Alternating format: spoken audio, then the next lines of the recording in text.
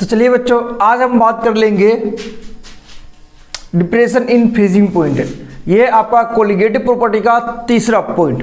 पहला था relative loading of vapour pressure, दूसरा था एलिवेशन इन बॉइलिंग पॉइंट, तीसरा आ गया आपका depression in freezing point. Last लिखेंगे नेक्स्ट लेक्चर में ऑस्मोटिक प्रेशर। जैसे लास्ट लेक्चर में बॉइलिंग पॉइंट आया था, यहाँ आएगा फ्रीजिंग पॉइंट। वहाँ आपका लिक्विड गैस में कन्वर्ट हो रहा था, ये लिक्विड आपका सॉलिड बनेगा। वहाँ आया था एलिवेशन, ये है डिप्रेशन। एलिवेशन का मतलब बढ़ना और डिप्रेशन का मतलब घटना। जो फ्रीजिंग पॉइंट होगा वो घट जाएगा, डिप्रेशन मतलब कम जाएगा। बॉइलिंग पॉइंट में आपका बढ़ रहा था। तो पहले आता है आपका फ्रीजिंग पॉइंट। फ्रीजिंग पॉइंट क्या होता है? फ्रीजिंग पॉइंट को डिफाइन करते पहले।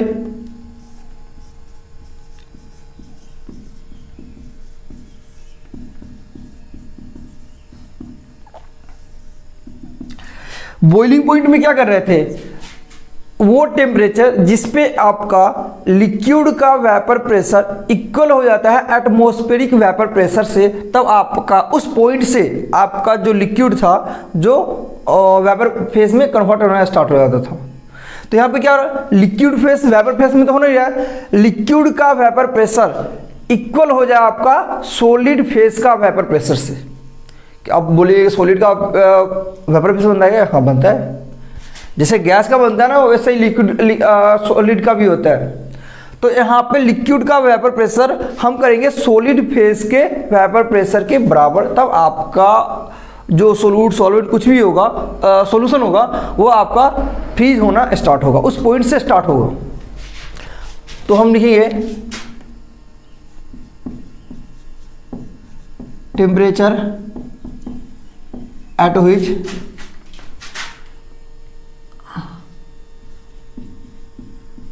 Vapour pressure of liquid equal to the vapour pressure of solid phase. उस टेम्परेचर का हम लोग बोल देंगे फ्रीजिंग पॉइंट। चलिए ये तो हो गया फ्रीजिंग पॉइंट। फिर से अगर हम सॉल्यूशन लेते हैं तो क्या आएगा? सॉल्यूट आएगा, सॉल्वेंट आएगा। तो यहाँ बात आ गया डिप्रेशन इन फ्रीजिंग पॉइंट, मतलब फ्रीजिंग पॉइंट घट रहा है। तो इसमें क्या होगा? जैसे सॉल्यूशन लेंगे, सोल्यूट सॉल्वेंट। अब जो सोल्यूट लेंगे ना, ये भी आपका होगा नॉन वोलेटाइल।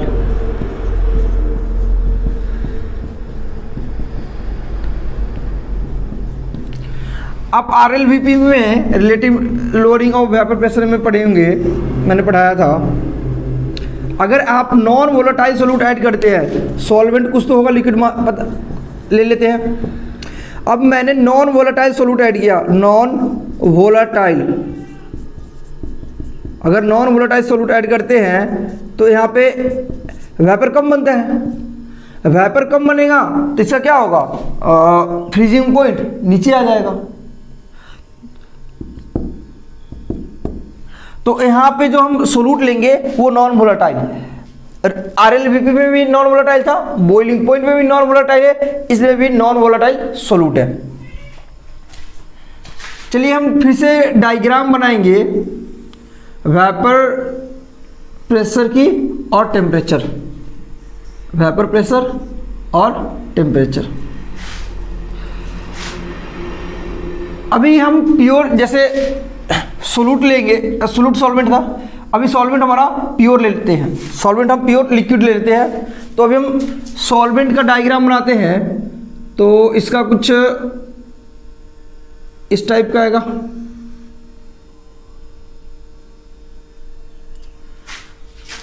अब इसमें हम क्या किया? ज़्यादा ऊपर चला गया क्या? कोई दिक्कत नहीं है। अब इसमें हम क्या किया? हमने किया सोल्यूट ऐड किया, वो भी नॉन वोलेटाइल। तो ये आपका नीचे से डायग्राम है कुछ, याद है कुछ इस टाइप का।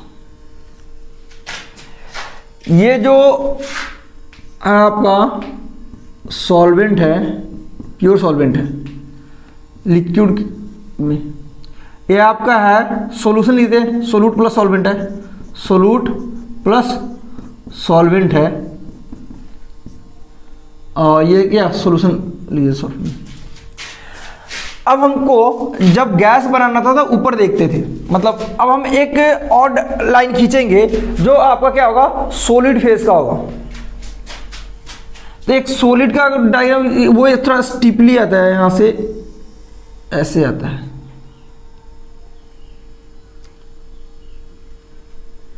यहां कुछ आता है,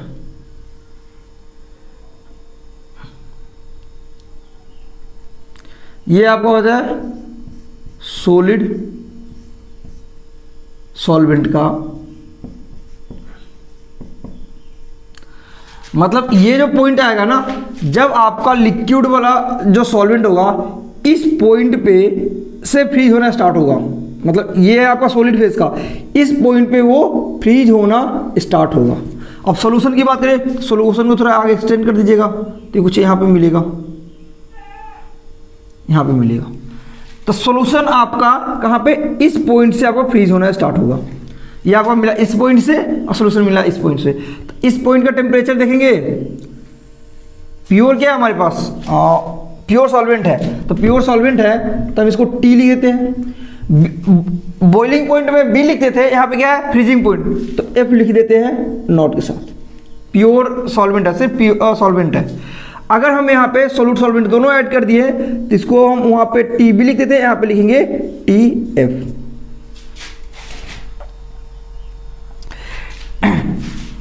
जैसे आप बॉइलिंग पॉइंट पर रहते ना, सेम टू सेम सब कुछ सेम आने वाला है, बस एक डेल्टा टी में चेंज आएगा। बाकी बात वहां पे जो जो पढ़े थे ना हमने, जहां पे बी लगाया था ना, सिर्फ आप अगर एफ लगा दीजिएगा ना तो सब यही आ जाएगा, दोनों हूबहू सेम है। अब पता है इसमें से आईआईटी में क्वेश्चन भी आता है, इसका प्योर नहीं आता, इसमें थोड़ा पॉइंट ऑफ फैक्टर भी यूज करके आता है, तो वो तो अभी जब तक हम आपको पॉइंट ऑफ फैक्टर नहीं बताएंगे तब तक बनेगा नहीं, तो वो क्वेश्चन बाद में देखेंगे। तो बॉइलिंग पॉइंट का याद है तो बस बन जाएगा। चेंज क्या है यहाँ पे, चेंज आएगा डेल्टा टी में। जैसे यहां से डेल्टा टी निकाले तो क्या होगा, T F naught minus T F, ज्यादा ये है कम ये है। अब बॉइलिंग पॉइंट में डेल्टा टी क्या आता था, टी एफ वहां बी था ना boiling point, T B minus T B naught. पहले सॉल्यूशन का बाद में सॉल्वेंट का आता था बॉइलिंग में, एलिवेशन इन बॉइलिंग पॉइंट में। डिप्रेशन में क्या होगा, पहले सॉल्वेंट का बाद में सॉल्यूशन का, बस यही डेल्टा टी में ही, मतलब डेल्टा टी तो पॉजिटिव ही आता है, तो वो आपको कैसे भी कीजिएगा तो पॉजिटिव आना चाहिए। तो यहाँ पे पहले सॉल्वेंट का बाद में सॉल्यूशन का, वहां पे पहले सॉल्यूशन का होता था बाद में सॉल्वेंट का। बस अब जितना भी गेम है ना सब के सब सेम टू सेम उसकी तरह आने वाला है, बस बी को आप एफ से रिप्लेस कर दीजिएगा। वहां भी एक्सपेरिमेंटली देखा गया था, जो डेल्टा टी प्रोपोर्शनल आता था मोलालिटी के, यहां भी आपका मोलालिटी के प्रोपोर्शनल आएगा। एम क्या होता है, मोलालिटी। मोलालिटी आपको पता है, मोल्स ऑफ सोलूट अपॉन में mass of solvent in KG, mass of solvent किसमें, केजी में। फिर से आपको पता है प्रोपोर्शनलिटी हटाते हैं, एक कांस्टेंट टर्म आता है, तो चलिए प्रोपोर्शनलिटी हटाते हैं, के लगा दिए, वहां बॉइलिंग पॉइंट था बी लगा, यहाँ फ्रीजिंग पॉइंट है एफ लगाएंगे और लिख दिए एम। ये आपका आ गया फॉर्मूला। के आपको वहां कांस्टेंट हुआ करता था, यहां भी कांस्टेंट है, बस नाम अलग है, नाम लिखते इसका। ये है फ्रीजिंग पॉइंट वाला, तो freezing point depression, freezing point depression constant. ये कुछ ज़्यादा लंबा हो गया क्या नाम, क्या करें नाम ही जैसा है। चलिए एक और नाम इसका है मोलर डिप्रेशन कांस्टेंट, थोड़ा छोटा हो जाते हैं अब, ठीक है। Molar depression constant. एक और नाम होता है, कितना नाम लिखाओगे सर, अरे लिख लो, क्रायोस्कोपिक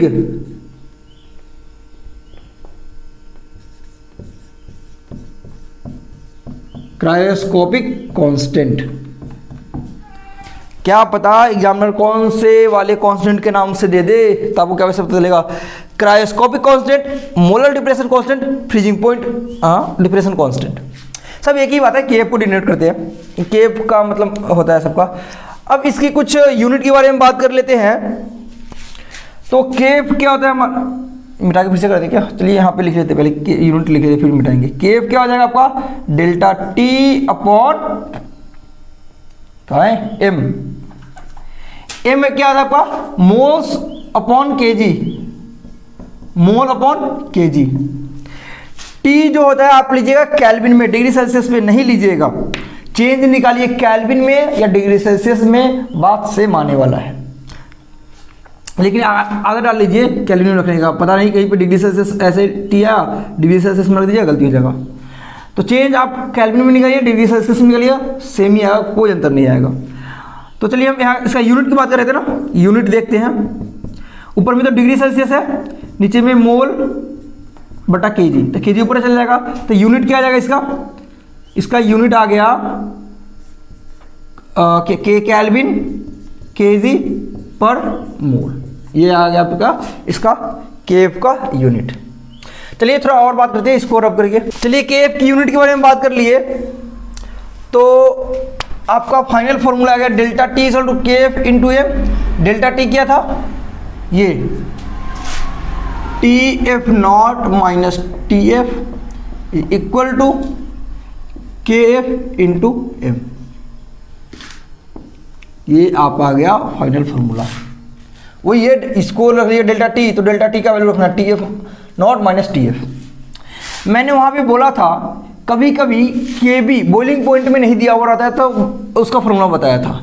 यहाँ भी के एफ नहीं दिया हुआ रहेगा, उस केस में जैसा वो फॉर्मूला था ना, सेम टू सेम यहाँ भी फॉर्मूला होने वाला है, बस एफ बी को रिप्लेस करेगा। तो क्या लिखते थे, के एफ, वहाँ आर लिखते थे, फिर टी नॉट बी लिखते थे, हम लिखेंगे टी नॉट एफ का होल स्क्वायर अपॉन में 1000 into latent heat of vaporisation. और अगर हम मोलर मास ऊपर लेना चाहें तो मोलर मास ऊपर में, नीचे में 1000 into delta H vaporisation. H क्या होता है, एंथैल्पी ऑफ वेपोराइजेशन। बस दोनों फॉर्मूला आपका सेम है। आर मैंने बताया था, आर होता है आपका गैस कांस्टेंट,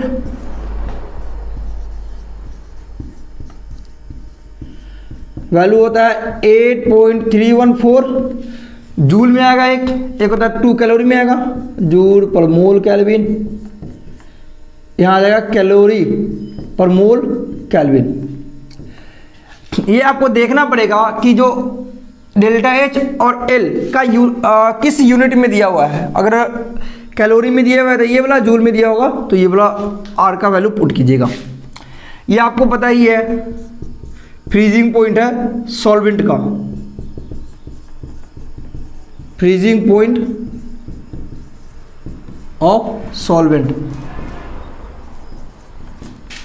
ये कहां से आ गया, अच्छा ये इधर का है, ये सब फ्रीजिंग पॉइंट सॉल्वेंट। अब क्या है, एल भी लेटेंट हीट ऑफ वेपोराइजेशन है, latent heat of vaporisation. M, अब इस वाले फॉर्मूला में इतना ही था, इसमें एम है, एम होता है मोलर मास,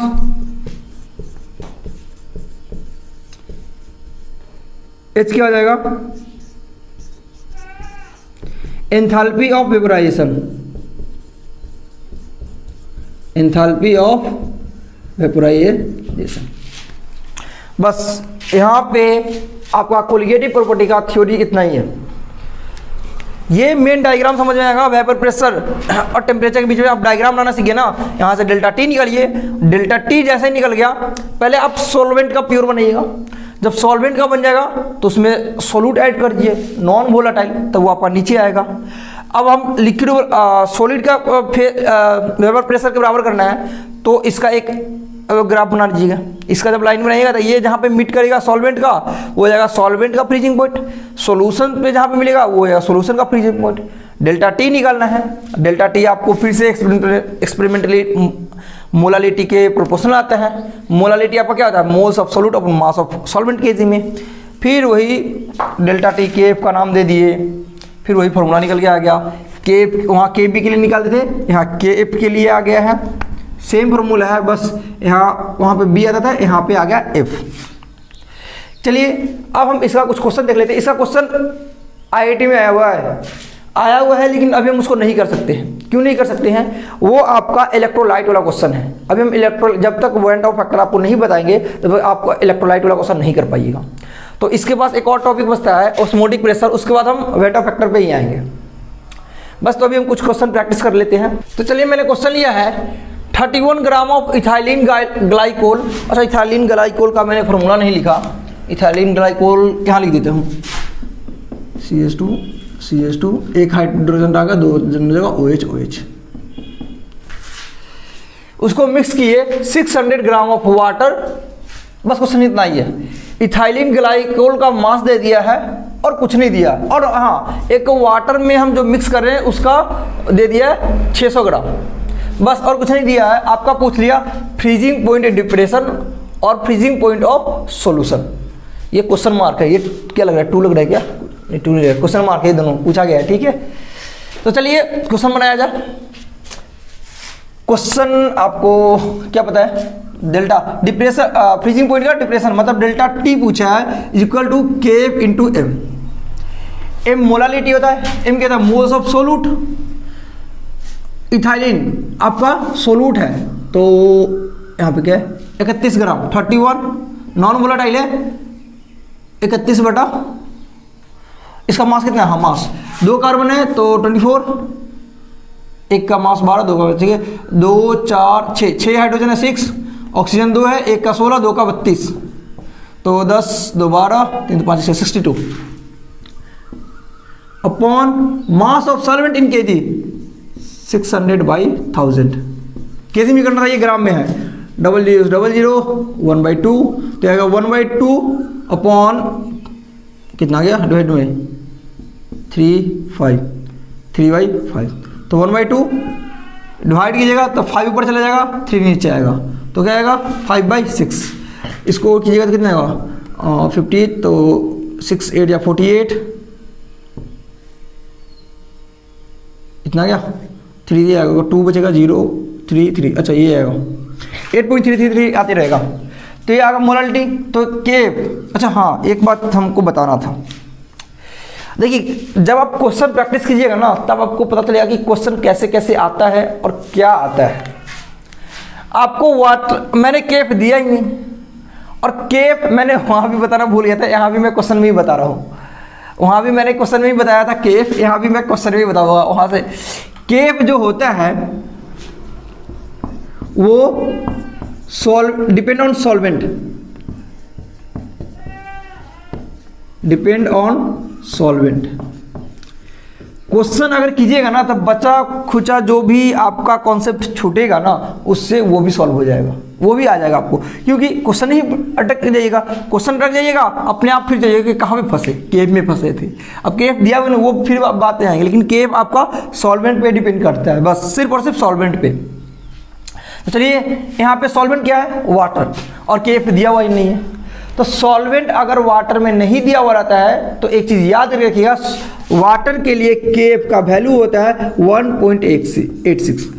अगर मान लीजिए यहाँ केफ 2 दे देता तो हम लोग 2 यूज करते, जो दे देगा वो यूज करेंगे, अगर नहीं देगा तो 1.86। ये पता है ये एनसीईआरटी का क्वेश्चन है, वहां पे भी नहीं दिया हुआ है। तो मैंने यही क्वेश्चन जानबूझ के उठाया था, क्योंकि वहाँ किताब में पढ़िएगा तो समझ में आ जाएगा, ऐसी बात नहीं। अगर वहाँ पे टेबल बना के दिया हुआ है बहुत सारा चीज़, बहुत सारा सिर्फ वाटर का नहीं और सबका भी केफ दिया हुआ है। तो वाटर का आप याद रखिए, तो इसका यूनिट क्या था केल्विन केजी पर मोल। वाटर दे देगा तो अब अगली बार से नहीं पूछेगा कि 1.86, याद रखिए। अगर दे दिया तो ये वो यूज कीजिएगा, अगर नहीं दिया हुआ है तो आप ये यूज कीजिएगा। तो चलिए यहाँ से लिखेंगे 1.86, वो निकले कितना आया 0.833। ये निकल के आता है आपका 1.54 केल्विन। तो ये तो आपका आ गया delta T, freezing point of depression. अब पूछ दिया फ्रीजिंग पॉइंट ऑफ सॉल्यूशन का फ्रीजिंग पॉइंट। डेल्टा टी क्या होता था, टी एफ किसका, सोलूट का या सॉल्वेंट का, यहाँ पे सॉरी सॉल्वेंट का या सॉल्यूशन का। यहाँ पे पहले आ जाता आपका सॉल्वेंट का, बाद में सॉल्यूशन का। कितना निकल गया 1.54। अब देखिए वाटर है, वाटर का फ्रीजिंग पॉइंट क्या था 0 डिग्री सेल्सियस। केल्विन में ऐड कीजिएगा तो 273 ऐड कर दीजिए। यहाँ पे 273 ऐड कीजिएगा कहाँ पे, इसका, तो 273 इसको 0.15 किताब में लिखा हुआ है, मतलब जनरली जो भी डिग्री सेल्सियस में रहेगा ना उसको 273 ऐड करेंगे तो केल्विन में आ जाएगा। लेकिन वाटर में 0 डिग्री सेल्सियस पे 273.15 भी होता है। माइनस ये टी एफ सोल्यूशन का है इक्वल टू 1.54, तो 273.15 minus 1.54 equal to T F, किस में आएगा, केल्विन में आएगा। तो 5 में से 4 गया, बच गया जो टी एफ आने वाला है 1, जगह 11 में से 5 गया 6 पॉइंट, जगह 2 में से 1 गया 1, अब जाएगा 7 और 271.61 केल्विन। सब्ट्रैक्ट करना है, कुछ बड़ी बात नहीं है। तो ये आ गया आपका क्वेश्चन, आंसर आ गया। टीएफ आ गया सॉल्यूशन का, फ्रीजिंग पॉइंट सॉल्यूशन का 271.61। ये देखिए कम गया, प्योर के केस में था 273.15 और इधर 271 आ गया। चलिए दूसरा क्वेश्चन मैंने लिया है, question calculate the mass of ascorbic acid. उसमें एसिड में विटामिन सी पाया जाता है, उसका फॉर्मूला लिख दिया है C6H8O6 to be dissolve in 75 gram of acetic acid to lower its melting point by 1.5 degree Celsius. केफ दे दिया है, ये केफ दिया हुआ है, ब्रैकेट में डाल देते इसको। तो ये बोला है लोअर इट्स मेल्टिंग बाय, मतलब ये मेल्टिंग को डिक्रीज कर रहा है, मतलब फ्रीजिंग को तो डिक्रीज करेगा। मेल्टिंग क्या होता है आपका, सॉलिड लिक्विड में कन्वर्ट होता है, तो फ्रीजिंग पॉइंट के बारे में बता रहा है। तो फ्रीजिंग पॉइंट आपका 1.5 से डिक्रीज हो रहा है। मैंने क्या बोला था, डिग्री सेल्सियस में और केल्विन में जब टेम्परेचर का डिफरेंस लीजिएगा तो सेम ही आने वाला है। तो यहाँ पे जो डेल्टा टी दिया हुआ है वो 1.5 केल्विन लिखिए या डिग्री सेल्सियस लिखिए, बात एक ही है। इसको 1.5 केल्विन बोल सकते, डिफरेंस एक ही होता है। केफ दे दिया है, केफ भी आपको पता है 3.9 kg पर मोल। बस डेल्टा टी क्या होता है, केफ इंटू एम पूछा है क्या, नहीं, मास ऑफ, इसका मास पूछ दिया है तो एम निकालते हैं अलग से हम। मोल सोलूट का मोल्स, सोलूट कौन है हमारे पास, एस्कॉर्बिक एसिड, इसी का मास पूछा है। तो मोल्स का फॉर्मूला क्या है, मास अपॉन मोलिकुलर मास। इसका मास निकालते हैं, 6 कार्बन है तो 1 का 12, 6 का 72, 8 हाइड्रोजन और 1 ऑक्सीजन का 16, 96 आ जाएगा, तो 6 176, ये आ गया 176 इसका मोलिकुलर मास अपॉन सॉल्वेंट का मास केजी में। सॉल्वेंट कौन है, बेंजीन है, कहाँ है, एसिटिक एसिड है, 75 ग्राम है तो 75/1000। बस क्वेश्चन यही था। अब इसको सॉल्व करते हैं, एम क्या जाएगा, x अपॉन 176 इंटू 1000 ऊपर चला जाएगा, अपॉन 75 नीचे आएगा। चलिए यहाँ पे रख के काटेंगे, तो यहाँ से आपका k कितना है 3.9, इसको डेसिमल हटा के डायरेक्ट 10 करते हैं नीचे में, और यहाँ पे डेल्टा टी भी तो पता है 1.5 और वहाँ पे रखते हैं x जो हमें आपको निकालना है इंटू 1000/75। चलिए 1 0 से 1 0, 25 3 जा 25 4 जा गया, 13 3 जा, ये लाइट चला गया, ये बैटरी वाला बल्ब है। चलिए थोड़ा सा एडजस्ट कीजिएगा, दिख रहा होगा शायद, उसमें अच्छे से दिख रहा था, इसमें भी दिख जाता है। तो काट रहे थे ये वाला काट रहे थे, ठीक है, इसको काट दे 4 4, इसको भी हटा के नीचे 10 कर देते हैं। अब x निकालना है 15, नीचे में ये चल जाएगा, ऊपर में 44, नीचे आएगा 10, ऊपर में बचेगा सिर्फ 13। ये 5 3 जा 5 2 जा 2 से 22, तो 66/13। ये लगभग 5 के लगभग आया क्या x, ये आता है आपका x लगभग 5.06 ऐसे कुछ आएगा, 7 आएगा शायद, 5.77 ऐसे कुछ आएगा x, जो किसका वेट होने वाला है, इतना ग्राम आपका क्या है, एस्कॉर्बिक एसिड प्रेजेंट है।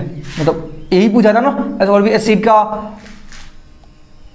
मास ही पूछा था, यही तो वही तो x निकल गया, मास तो इसी को माने थे x मैंने, उसका एसिड का, ठीक है आ गया। वो थोड़ा एक्स्ट्रा इन्फॉर्मेशन दे दिया, विटामिन सी पाया जाता है इसमें, वो ये भी एनसीईआरटी का ही क्वेश्चन है। क्वेश्चन बहुत सिंपल आता है, टफ नहीं आता है, बस इसका एक वेट ऑफ फैक्टर यूज करके आपका आईआईटी क्वेश्चन आता है, 2-3 एक नहीं है, मतलब आया है 2-3 क्वेश्चन आया है, उसको भी हम देख लेंगे जब वेट ऑफ फैक्टर बढ़ाएंगे तब। चलिए तो इसी के साथ यहाँ पे लेक्चर खत्म करते हैं, 1-2 क्वेश्चन और देख लेते हैं। लाइट चली गई है, मे भी आपको दिख तो रही होगा, लेकिन कोई बात नहीं, अब जो बात करेंगे वो जब वेट ऑफ फैक्टर पढ़ाएंगे ना, फिर इसका क्वेश्चन और देख लेंगे। इस लेक्चर में इतना ही रहने थे, फिर मिलेंगे नेक्स्ट लेक्चर में। कौन सा टॉपिक आएगा, ऑस्मोटिक प्रेशर।